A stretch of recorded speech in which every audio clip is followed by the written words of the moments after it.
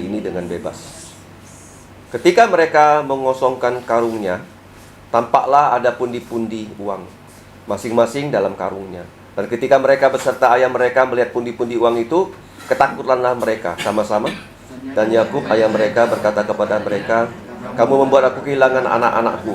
Yusuf tidak ada lagi, dan Simeon tidak ada lagi. Sekarang Benyamin pun hendak kamu bawa juga. Aku inilah yang menanggung segala-galanya itu." Lalu berkatalah Ruben kepada ayahnya, "Kedua anakku laki-laki boleh engkau bunuh, jika ia tidak kubawa kepadamu. Serahkanlah dia ke dalam tanganku, maka ia akan kubawa kembali kepadamu." Tetapi jawabnya, "Anakku itu tidak akan pergi bersama-sama dengan kamu, sebab kakaknya telah mati dan hanya dialah yang tinggal.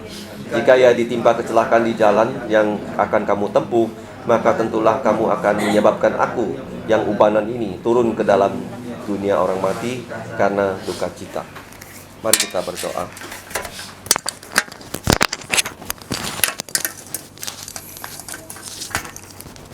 Bapa kami di surga, kami kembali berterima kasih bahwa pada malam ini kami dapat membaca satu pasal dari firman-Mu. Kami sekarang mau belajar, kiranya Roh-Mu menjadi maha guru kami, sehingga kami dapat memahaminya dan mengaplikasikannya, bahkan kami dapat mewartakannya kepada orang yang belum mengenal Engkau.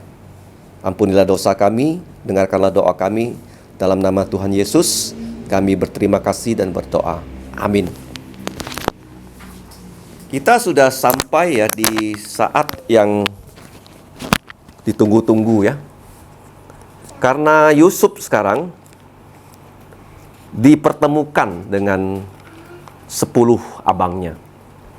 Nah, kalau kita selidiki ternyata Yusuf pada saat kejadian ini terjadi, usianya sudah 39 tahun. Jadi dia sudah menjadi, dalam bahasa Indonesia disebut mangkubumi ya. Itu penguasa nomor 2 di Mesir. Nomor satunya Firaun, dia nomor 2. Itu sudah 9 tahun. Karena 7 tahun panen yang berlimpah-limpah itu sudah dilalui.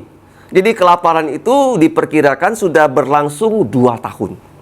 Jadi kalau kelaparan 2 tahun, cadangan-cadangan makanan yang ada di negara-negara tertentu, keluarga tertentu pasti habis. Nah, tetapi kita melihat di sini ada berita yang sampai ke telinga ayah dari mereka yang bernama Yusuf. Bahkan di sini bukan hanya disebut ya Yusuf, tapi disebut putra-putra Israel, ya, Israel. Jadi ini merupakan cikal bakal dari satu bangsa yang Tuhan akan bentuk. Dari bangsa ini Tuhan akan memberikan seluruh dunia juru selamat, yaitu Yesus Kristus. Nah, kalau kita lihat di sini Yakub yang telah mendengarkan kabar bahwa di Mesir ada gandum. Ya, zaman dulu mereka makan gandum. Gandum itu pada zaman dulu tidak langsung dimasak seperti nasi ya. Jadi bukan kita makan nasi gandum ya, bukan ya. Gandum itu pasti digiling menjadi tepung. Ya, dari tepung itu dibuat roti. Paham ya? Firaun memiliki juru roti. Ya, kalau kita beras kan langsung kita masak jadi nasi ya. Mereka tidak ya. Tidak ada yang namanya nasi gandum ya. Yang ada adalah roti.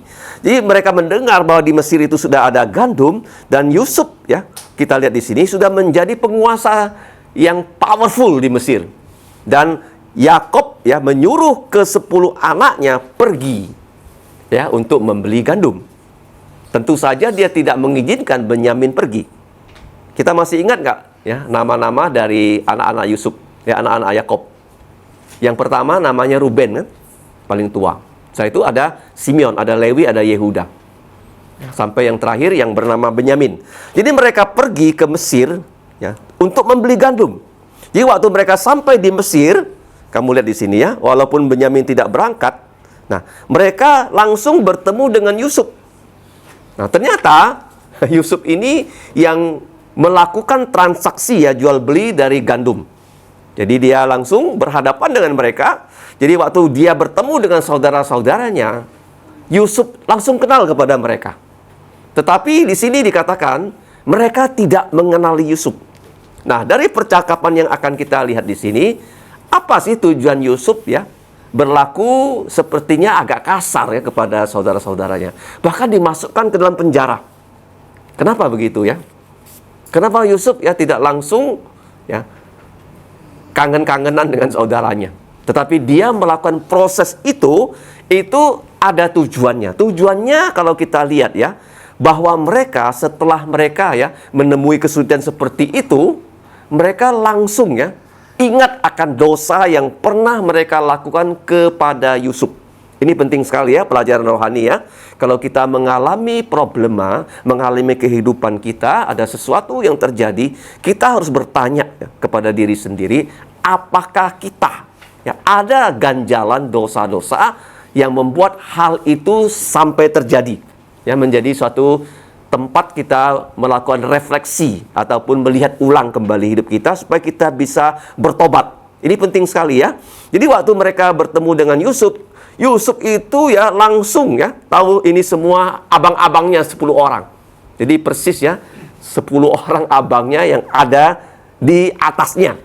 Dan yang terjadi begitu mereka berjumpa dengan Yusuf, ya sesuai dengan aturan kerajaan ya, mereka tuh harus langsung berlutut dan sujud di hadapan Yusuf. Ya kan? Nah, apa yang terjadi? Ini persis ya seperti yang Yusuf pernah ceritakan kepada abang-abangnya. Mari kita lihat pasal 37. Ya kan? Yusuf pernah bercerita sama abang-abangnya sehingga cerita ini membuat abang-abangnya sangat membenci dia. 37 ayat 5. Ya, sampai ayat 11. Kita baca sama-sama ya. Kejadian 37 ayat 5 sampai 11 kita baca sama-sama. Pada suatu kali bermimpilah Yusuf, lalu mimpinya itu diceritakannya kepada saudara-saudaranya. Sebab itulah mereka lebih benci lagi kepadanya. Karena katanya kepada mereka, coba dengarkan mimpi yang ku mimpikan ini. Tampak kita sedang di ladang mengikat berkas-berkas gandum, lalu bangkitlah berkasku dan tegak berdiri. Kemudian datanglah berkas-berkas kamu sekalian mengelilingnya dan sujud menyembah kepada berkasku itu. Lalu saudara-saudaranya berkata kepadanya, apakah engkau ingin menjadi raja atas kami? Apakah engkau ingin berkuasa atas kami? Jadi makin bencilah mereka kepadanya karena mimpinya dan karena perkataannya itu.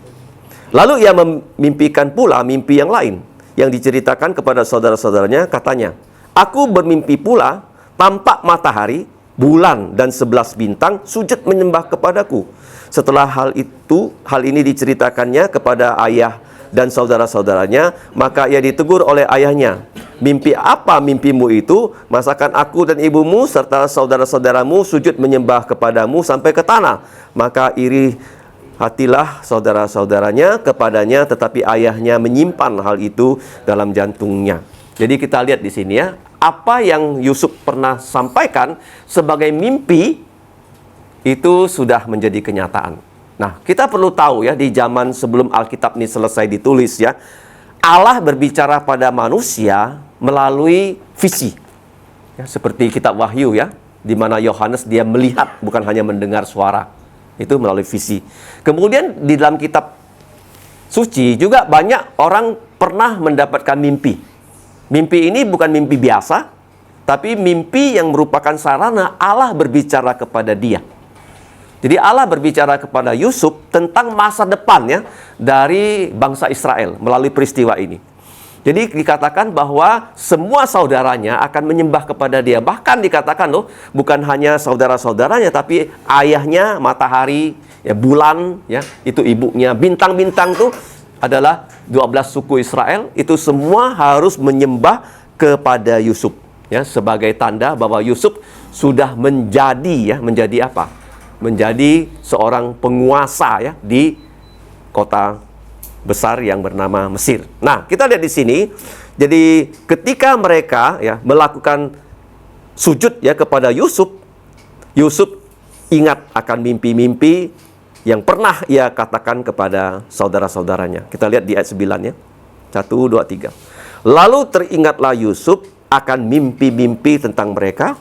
Berkatalah ia kepada mereka, kamu ini pengintai. Kamu datang untuk melihat-lihat di mana negeri ini tidak dijaga. Nah, saya percaya ya, kata-kata yang keluar dari mulut Yusuf ini merupakan pimpinan Tuhan. Nah, kenapa Yusuf bisa langsung ya muncul dalam pikirannya, kamu semua ini pengintai. Karena pada zaman dulu ya, kalau kita mau ya mengatakan orang yang paling jahat yang datang kepada suatu tempat, itu namanya pengintai. Pengintai itu akan melihat ya tempat-tempat yang tidak dijaga, sehingga mereka bisa menyusup masuk ya, sebagai musuh yang mengalahkan negara yang akan dikuasai. Ya, seperti kalau kita lihat sebelum orang Israel masuk ke tanah Kanaan, ya, Musa mengirim 12 pengintai. Tetapi hanya 2 pengintai yang percaya bahwa tanah Kanaan akan diberikan kepada orang Israel. 10 yang lain tidak percaya. Kemudian sebelum ya Yosua memimpin orang Israel masuk ya ke kota di Kanaan, ya, khususnya kota Yeriko, dia juga mengirimnya 2 pengintai. Ya, bukan lagi 12 tapi 2. Nah, pengintai ini ya akan melihat-lihat ya daerah-daerah yang mereka pergi, khususnya tempat-tempat yang tidak dijaga. Kalau zaman sekarang tuh namanya badan intelijen. Badan apa? Intelijen. Ya, seperti perang yang baru-baru ini meletus di Israel, dikatakan badan intelijen Israel itu lengah. Mereka tidak sadar ya bahwa Hamas ya, Hamas itu artinya kekerasan ya. Hamas itu artinya kekerasan, masuk ya ke tanah Israel lewat terowongan. Kenapa? Terowongan. Ternyata mereka itu tidak menyangka ada terowongan yang sudah sampai ke tanah Israel. Begitu orang ya keluar dari terowongan membawa senjata, jadi ratusan orang yang sedang menonton konser musik ditembak mati. Ya, itu pengintai ya. Pengintai itu dia akan lihat tempat-tempat yang tidak dijaga, dia akan keluar dari situ untuk ya melakukan penyerangan. Jadi Yusuf itu langsung ya sebagai petinggi ya yang jabatannya nomor 2 di Mesir, dia langsung bilang kamu semua ini pengintai. Nah, terus saudara-saudaranya pun ternyata cukup lihai ya. Bagaimana untuk ya membantah bahwa mereka bukan pengintai? Langsung mereka katakan, kami ini bukan pengintai. Kalau pengintai, tidak mungkin kami ini 10 kakak beradik. Ya kan? Betul nggak? Kalau pengintai kan ada pasukan Kopassusnya, ada angkatan udaranya, ada polisinya kan, macam-macam kan? Nggak mungkin dari satu kesatuan, ya. Jadi gabungan. Kalau mereka bilang, bukan, kami ini bukan pengintai. Jadi kami ini adalah 10 kakak beradik. Ya, sebenarnya kami punya ayah, kami semuanya sebenarnya 12 bersaudara. Nah, dari kata-kata pengintai, mereka keluar pengakuan, termasuk mereka harus mengatakan tentang Yusuf, yang mereka sekarang nggak tahu keadaannya seperti apa. Ya, mungkin di antara mereka ada anggap Yusuf sudah mati. Ya, tetapi kalau kita lihat di sini, waktu Yusuf terus mendesak mereka, mereka terus mengatakan, kami 12 bersaudara, kami datang 10. Satu adik kami, bagaimana? Sekarang tidak ada lagi. Ya, tidak ada lagi. Apakah sudah mati atau masih hidup? Ya tidak ada lagi. Mereka nggak bilang mati loh, sudah tidak ada lagi. Ya, kemudian dia mengatakan bahwa kami punya adik paling bungsu dan bersama ayah kami ada di tanah Kanaan. Nah, ini berita gembira kan? Yusuf sudah kenal 10 abangnya, tapi dia mendengarkan berita bahwa ayahnya masih hidup, adiknya Benyamin juga masih hidup. Nah, sekarang apa yang Yusuf lakukan? Yusuf masukkan mereka ke dalam sel. Berapa hari? 3 hari loh. Nah, kenapa mereka dimasukkan dalam sel? Saya percaya ya, Yusuf ingin mereka merefleksi hidup mereka, supaya mereka sadar ya bahwa perbuatan mereka yang dulu itu salah. Dan bahkan ya ketika mereka dituduh sebagai pengintai, di antara abang-abangnya itu ada keluar kata-kata. Apa yang dikatakan Ruben? Ya, Ruben berkata apa? Waktu Yusuf ya mau dijual, ya, dia kan minta belas kasihan. Ayat 21. Tetapi bagaimana? Kita semua tidak mau mendengarkan permohonannya. Itulah sebabnya kesesakan ini menimpa kita. Ya, ini kata-kata yang diucapkan. Kemudian dilanjutkan, lalu Ruben menjawab mereka, bukankah dahulu kukatakan kepada kamu, jangan kamu berbuat dosa terhadap anak itu, tetapi kamu tidak mendengarkan perkataanku. Sekarang darahnya ya dituntut dari kita. Jadi kita lihat di sini, mereka berbicara dalam bahasa Ibrani, dan bahasa Ibrani itu berbeda dengan bahasa Mesir ya. Bahasa Mesir itu kalau kita lihat ada simbol-simbolnya, ada simbol burung, ada simbol tertentu ya. Kalau kita pernah melihat ya bahasa Mesir, bahasa yang sangat kuno. Tetapi bahasa Ibrani itu ada abjadnya ya, alef, bef, gimel dan sebagainya. Jadi Yusuf ngerti Dan dia menggunakan penerjemah, ya, penerjemah yang menerjemahkan bahasa Ibrani ke dalam bahasa Mesir. Sehingga ya ketika Yusuf mendengarkan perkataan mereka, apa yang terjadi? Ya, Yusuf ya memakai juru bahasa, kemudian setelah dia mendengarkan pengakuan dari abangnya itu, ayat 24, Yusuf masuk ke dalam kamar, lalu ia menangis. Ya. Jadi kalau kita lihat di sini ya, Yusuf ya, sekarang dia tak tahan ya menghadapi abang-abangnya. Jadi dia kalau dia langsung menangis di depan banyak orang, kan orang kaget nih. Bagaimana nih Perdana Menteri tiba-tiba ya menangis ya. Jadi dia bijaksana, dia bisa menahan diri tidak sampai menangis di depan umum. Dia masuk ke dalam kamar, dia menangis ya. Kalau kita lihat di sini apa yang terjadi dengan saudara-saudaranya itu sungguh-sungguh ya membuat mereka bisa melihat ulang ya perbuatan mereka yang sangat-sangat jahat ya kepada Yusuf. Tetapi jangan kita lupa perbuatan jahat ini justru Tuhan pakai ya untuk memelihara bangsa Israel. Karena Tuhan sengaja membawa Yusuf ke Mesir untuk menjadi ya pemimpin nomor 2 loh. Sehingga apapun yang dikatakan Yusuf, saya rasa ya Firaun nggak pernah bilang, oh jangan, selalu diluluskan. Termasuk nanti setelah seluruh keluarga orang Israel itu pindah ke Mesir, 75 jiwa, Yusuf mengatakan, taruh mereka di tanah Gosen. Nah, Firaun pun bilang, oke, taruh ke tanah Gosen. Kenapa? Supaya mereka hidup di tanah Gosen, mereka menjadi bangsa yang tidak kawin campur dengan orang Mesir. Kenapa tidak kawin campur? Karena orang Mesir menganggap ya orang Israel sebagai gembala-gembala itu kaum-kaum yang hina. Jadi mereka tidak berkawin campur dengan orang Mesir, sehingga dalam 400 tahun lebih ya bangsa Israel yang jumlahnya ya 70-an jiwa nanti berkembang menjadi 2 juta manusia, dan nanti 2 juta manusia itu dipindahkan oleh Tuhan dari Mesir ke tanah perjanjian. Ya, semua ini adalah dalam rencana Tuhan. Dan kita bersyukur ya bahwa kita dalam pelayanan di gereja kita melakukan rencana Tuhan. Banyak hal ya yang Tuhan sudah rencanakan. Tetapi kita ditunjuk menjadi pelaksana. Ya, jangan kita anggap pelayanan kita ini hanyalah ya pelayanan biasa. Sebenarnya tidak biasa. Tuhan sudah punya planning. Cuma kita yang dituntut untuk melakukan planning ini. Dan ketika kita lihat di sini, Yusuf ya memasukkan abang-abangnya ya 10 orang ke dalam penjara 3 hari. 3 hari ya. Siapa yang pernah masuk penjara? Nggak ada ya. Kalau mengunjungi penjara ya pernah lah ya. Tapi kalau masuk penjara belum ada yang pernah. Mereka dimasukkan di situ 3 hari. Tapi Yusuf sebenarnya sudah berapa lama dia di penjara? Waktu ditangkap ya oleh Potifar, dia dimasukkan ke penjara. Kita nggak tahu berapa tahun berada di situ. Tapi setelah tukang minum itu keluar, Yusuf bilang sama dia, tolong keluarkan aku. 2 tahun dia tidak dikeluarkan. Jadi 2 tahun. Kenapa 2 tahun? Karena Tuhan ingin Yusuf di penjara sampai dia berusia 30 tahun. Berapa tahun? 30 tahun. Jadi berapa lama Yusuf di penjara, itu sudah Tuhan rencanakan. Ya, tidak langsung masuk, terus langsung keluar. Tidak ya. Walaupun dia ya sudah berjasa kepada juru minum. Tapi juru minum lupa ya 2 tahun sampai Tuhan intervensi lagi memberikan mimpi kepada Firaun.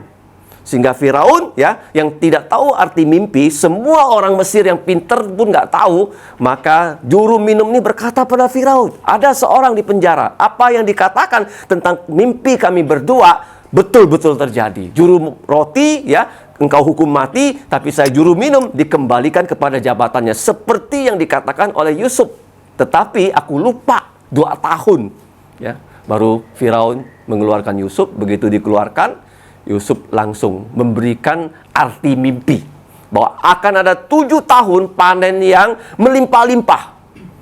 Ya, kalau kamu lihat Mesir ya, Mesir itu sebenarnya di daerah yang jauh itu semua padang pasir loh.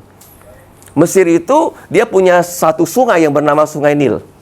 Sungai Nil ya. Sungai Nil ini sungai yang terpanjang di seluruh dunia. Sungai terpanjang di Indonesia namanya Kapuas. Masih ingat berapa kilometer?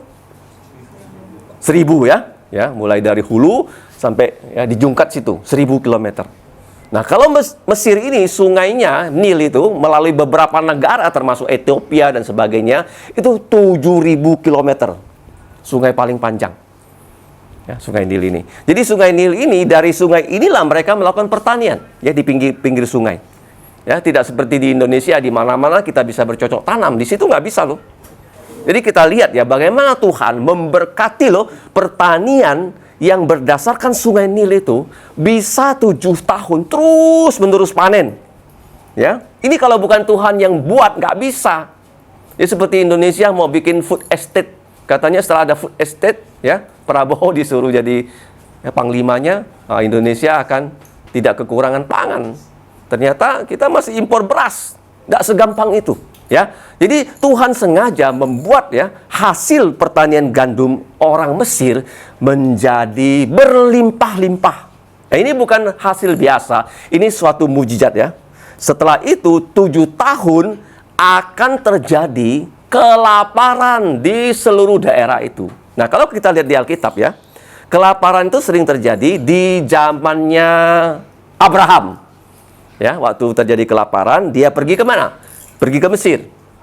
Di mana lagi kejadian kelaparan pernah terjadi? Di kota Bethlehem. Ya, Naomi dan suaminya dan 2 putranya terjadi kelaparan, mereka pindah ke tanah Moab.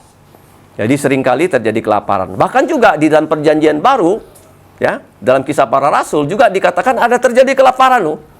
Ya, sehingga mereka ya harus mendapatkan bantuan dari gereja-gereja yang mampu. Jadi kita lihat di sini waktu mereka sudah dipenjarakan di dalam ya penjara selama 3 hari, Yusuf itu akhirnya bilang sama mereka, "Kamu kalau betul-betul orang jujur, ya, bukan pengintai, nah nanti kamu ya harus bawa adik bungsu kamu datang ke sini. Dan satu dari antara kalian akan kami tahan." Jadi di sini kalau kita lihat ya, yang ditahan siapa di sini? Siapa? Siapa yang tadi ditahan, yang tidak ikut pulang? Siapa? Simeon. Ya. Simeon ditahan, tidak ikut pulang. Nah, Simeon ini sebenarnya dia seorang yang kasar loh. Seorang yang apa? Kasar. Ya, dari abang-abang Yusuf, kamu lihat ya, waktu terjadi peristiwa Sikem ya. Sikem ya.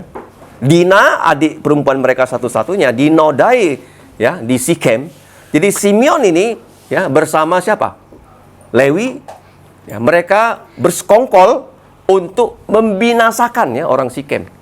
Jadi Simeon ini ditahan di dalam penjara, sedangkan ya 9 orang yang lain ya, Ruben ya, Yehuda, Lewi, semuanya pulang ya ke tanah Kanaan. Jadi kita jangan membayangkan mereka mendapatkan gandum itu hanya beberapa kantong loh. Pasti ya, mereka bawa mungkin lebih dari 100 kantong. Kenapa? Karena untuk kehidupan orang Israel ya di tanah Kanaan itu banyak kan. Nggak mungkin hanya beli, ya misalnya kita beli beras hanya 2 kantong. 2 kantong ya, tahan berapa hari kan? Nggak mungkin kan. Pasti mereka bawa banyak kantong. Dan Yusuf di sini memberikan mereka bukan hanya ya apa yang mereka bawa, Yusuf juga memberikan mereka bekal di jalan, dan ternyata Yusuf juga tidak mengambil uang yang mereka bayarkan. Ya, tetap ditaruh di situ. Tapi mereka hanya tahu waktu mereka sudah pergi tempat agak jauh, dan waktu mereka bermalam, mereka buka ya kantong-kantong mereka. Ternyata mereka lihat, kok di dalam ini ada uang. Ya kan? Dan dari situ sebenarnya mereka sudah harus curiga ya, bahwa ya, Perdana Menteri ini yang bertemu dengan mereka tuh bukan orang biasa kan. Mana kita jual barang ya atau beli barang, orang kembalikan uang. Nggak pernah kan gitu kan. Ya kan? Kalau kita beli ya uang kita udah tangannya orang ya. Dan tidak ada lagi di tempat kita. Tapi di semua ya, uang-uang mereka ada di kantong mereka. Itu tujuan Yusuf nanti ya. Kalau mereka sudah habis bekal ini, mereka dapat kembali lagi dengan membawa siapa? Benyamin.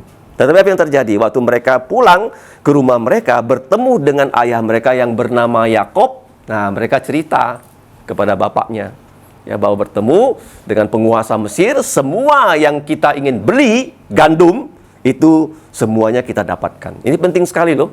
Waktu kelaparan terjadi, barang yang paling langka adalah pangan. Saya pernah diceritakan oleh seorang penatua di Singapura, namanya Elder Chia. Dia pernah mengalami masa perang Jepang. Dia mengatakan di Singapura waktu tidak ada beras, Itu dia mengatakan beras di Singapura dijual 1 kilo $7.000. 1 kilo 70 juta. Ya kan? Mau beli nggak? Orang punya duitnya pasti mau. 70 juta ya nggak ada apa-apanya. Tetapi ya, kalau kita lihat di sini kan, mereka membeli gandum dan semua gandumnya mereka bisa bawa pulang. Jadi waktu mereka ya sampai di rumah, mereka juga bilang sama ayahnya bahwa kami tidak bisa balik lagi kalau nanti kami tidak membawa Benyamin. Yakub nggak langsung bilang, oh ya silakan bawa ya, supaya nanti dapat lagi kan. Nggak boleh, dia bilang. Kalian ini enak aja, ya. Anakku yang satu sudah mati. Sekarang ya anakku Benyamin masih mau kamu bawa. Di tengah jalan nanti kalau dia mati gimana? Dia bilang nggak boleh. Ya, nanti kalau kita lihat pasal selanjutnya ada perkataan-perkataan yang ya merupakan diskusi mereka. Bahkan Ruben mengatakan ya, kamu lihat di sini ya. Ruben ini putra sulung ya. Apa yang dia bilang? Ya, dia bilang jaminan dari siapa? Dirinya. Bahwa kalau Benyamin sampai nggak balik, bukan dia yang mati loh, dua anaknya mati. Kamu lihat di anak-anak Yusuf ini kadang-kadang ya, rohaninya nggak terlalu baik ya. Bukan dia bilang nyawanya yang bayar, tapi nyawa anaknya kan. Nah, ini Ruben ya. Nah, Ruben itu ternyata tidak, walaupun dia putra sulung, dia tidak bisa menjadi yang melahirkan Yesus. Kenapa? Karena Ruben, dia berjinah dengan ibu tirinya. Itu Ruben ya. Kemudian anak kedua juga tidak bisa melahirkan Yesus. Ya, Simeon ya, dan Lewi, mereka berdua ya membasmi orang-orang Sikem. Ya, sehingga Tuhan tidak lagi ya menggunakan 3 bersaudara ini, nomor 1, nomor 2, nomor 3 melahirkan Yesus. Baru nomor 3. Orang itu namanya Yehuda. Ya, anak keempat loh yang bisa menurunkan Yesus sebagai juru selamat. Jadi kita bersyukur ya malam ini kita sudah belajar bahwa dari kehidupan keluarga Israel, ya Tuhan serta-merta memberikan mereka ya 12 saudara, dan di antara 12 saudara ada satu yang sangat spesial ya, yang bernama Yusuf. Yusuf itu artinya Tuhan menambahkan. Artinya setelah lahir Yusuf, mamanya yang bernama Lahir akan punya satu anak lagi, dan waktu anaknya yang kedua lahir, Rachel itu mati. Anaknya ini diberi nama Benyamin. Jadi dari kehidupan Yusuf ini Tuhan memelihara bangsa Israel, sehingga bangsa Israel waktu kelaparan terjadi selama 7 tahun mereka tidak binasa. Tapi bahkan nanti akhirnya mereka bisa bersama-sama pindah ke Mesir. Di Mesir mereka di Gozen menjadi ya, satu tempat mereka bisa berkembang biak menjadi 2 juta manusia. Karena orang Mesir menganggap orang Israel sebagai orang yang rendahan. Ya, karena orang Israel itu peternak, penggembala, dianggap rendahan, sehingga orang Mesir tidak kawin campur dengan orang Israel, sehingga orang Israel itu murni ya menjadi satu bangsa yang besar.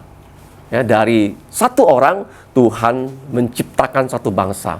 Dari satu bangsa Tuhan memilih satu suku. Dari satu suku ini lahir Yesus Kristus yang menjadi juru selamat dunia. Jadi kita sudah belajar ya, peristiwa Yusuf bertemu dengan abang-abangnya. Jadi abang-abangnya langsung sujud menyembah pada Yusuf, sehingga Yusuf ingat akan mimpi yang pernah dia sampaikan ya kepada abang-abangnya. Mimpi itu bukan sembarang mimpi, tapi firman Tuhan, rencana Tuhan yang Tuhan beritahu kepada Yusuf. Dan kalau kita ingat ya, di Perjanjian Baru pun ya, orang yang bernama Yusuf yang paling banyak mendapat mimpi. Tunangan Maria. Yusuf ya, mendapat mimpi. Jadi zaman sebelum Alkitab ini selesai ditulis, Tuhan memang berbicara kepada kita lewat mimpi. Tapi sekarang Alkitab ini sudah selesai, dari Kejadian sampai Wahyu, Allah berbicara kepada kita melalui firman-Nya. Tidak lagi lewat visi, lewat mimpi dan sebagainya seperti yang sering ya dikatakan oleh gereja-gereja karismatik. Oh, tadi malam aku bermimpi bertemu dengan Yesus, aku sedang tidur, Yesus datang, ambil kursi, duduk di samping saya, ngobrol dengan saya. Itu semua adalah bohong. Ya, Tuhan Yesus tidak akan lagi melakukan hal seperti itu. Tapi kita sebagai orang Kristen, mari kita rajin membaca firman-Nya. Mari kita berdoa. Bapa kami di surga, kami bersyukur pada malam ini kembali Engkau memberi kami kesempatan untuk berkebaktian doa. Bukan hanya kami dapat bersukacita dalam pujian pada Engkau, tapi kami juga bisa menikmati berkat rohani-Mu dalam renungan firman. Kiranya firman ini menguatkan kehidupan kami, agar kami menjadi orang yang senantiasa sadar bahwa Engkau adalah Allah yang selalu mempunyai rencana